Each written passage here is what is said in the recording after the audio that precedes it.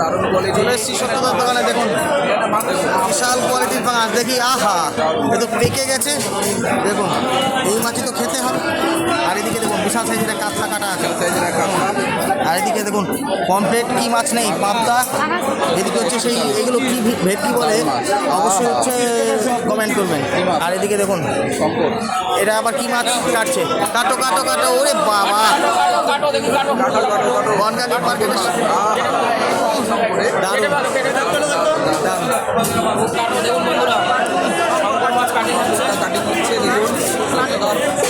ছোটো সাইজের শঙ্কর, একেবারে খারাপরা দারুণ দেখুন এরকম খাজানা বেরিয়ে গেল একদম।